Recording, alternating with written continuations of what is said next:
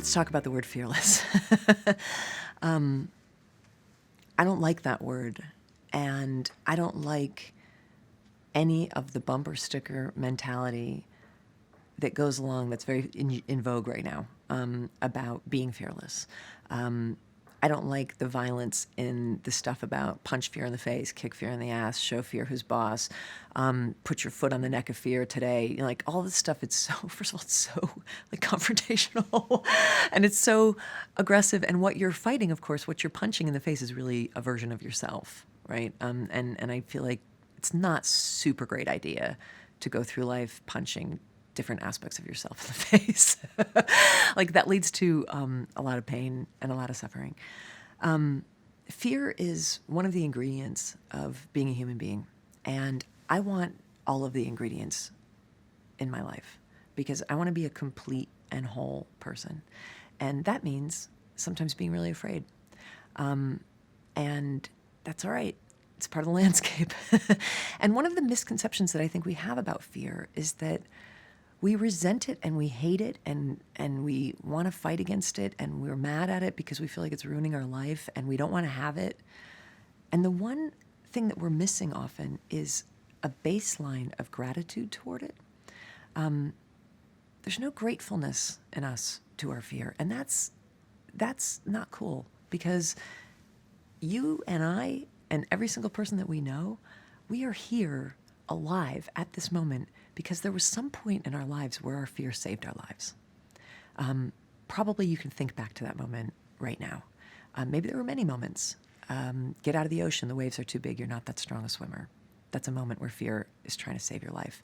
Do not get in the car with that guy. Like, remember that time you didn't get in the car with that guy? Because your fear said, he's been drinking since 3 o'clock this afternoon. You know, and there's something scary about his whole being right now. I'm not getting in the car with that guy. Times where your fear said, I'm not walking down that street. I'm not, to prove that I'm brave, I'm not going to walk down that street that doesn't have a single street light on it in this city that I've never been in before. No, I'm not doing that. No, thank you, stranger at the party. I'm not taking that pill that you're about to hand me, right? Like your fear, and you're also here, by the way, because your ancestors, going back to the first time we stood up from primates, were able to survive long enough to procreate and create like the lineage that birthed you because of their fear. So there's this essential gratitude that I think you have to begin with whenever you're dealing with your fear. And so when my fear arises, the very first thing I do is thank it. Because I know what it's trying to do. It's just trying to help me. It's just trying to protect me. It's just trying to keep me alive. That's it. That's a really amazing gift. And so the first thing I say is, thank you so much. I know you're just trying to save my life. And thank you, by the way, for all the times that you have saved my life. I really appreciate it. But right now, I'm just trying to write an essay. No one's life is in danger. My writing isn't always great, but no one's died from it yet. It's okay. So you have to sort of have this really respectful conversation with your fear. And I also always say to my fear, I recognize that you're part of the family of the many selves that I am. You're welcome to stay in the room. But I just need to explain to you that in this endeavor that we're about to do right now, you don't get to make any decisions, but you get to be in the room. You get to be in the room. I saw this woman on Facebook recently. I had talked about this, and she brought it to her 5th grade art students in Saudi Arabia and told them, we're going to have to allow fear to be in the room, but we don't allow fear to actually make decisions about our creativity. And the kids came up with this idea to invent something called a fear chair. And she put a picture of it on Facebook, and it was beautiful. And it's a chair that they all painted together, and they all wrote all their fears on it. And then they put it in the corner, and that's where fear gets to sit. So they make space for it. I think the most peaceful people that I know and the most wise people that I know are the ones who have created enough internal space to be able to allow all the parts of themselves to coexist despite the contradictions. So they have room for their creativity, they also have room for their fear. They have room for their dignity, they also have room for their shame.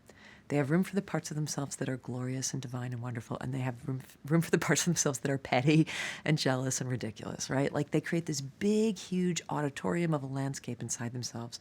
They don't kick any parts out because guess what? You can't kick them out. They're gonna be in there forever. So you give them a chair and you let them sit there and you even let them have a voice.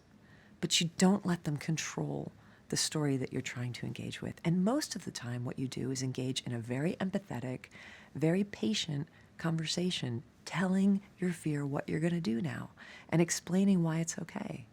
And saying like, look, I know you're freaked out, but this is what we're going to do. And it's a firmness, but it's not, I always say it's not a paternal firmness that's like, if I hear another noise out of you kids, I'm going to hit you with this belt. It's not that, right? It's a maternal firmness that says, I'm going to open the closet now and show you that there's no monsters in there. All right? And now we're going to go back to doing what we were doing. It's loving, but it's firm and it's inclusive. That's the trick. Fearlessness is never something that I've ever aspired to. The last thing I'm going to say about it is this. I've met a few fearless people in my life. They are psychopaths. They are insane. They are as dark. You look in their reptilian eyes, and there's some very important part of their humanity that's missing. They're a danger to themselves and other people. They are not who I aspire to be, and they're not who I want you to be either.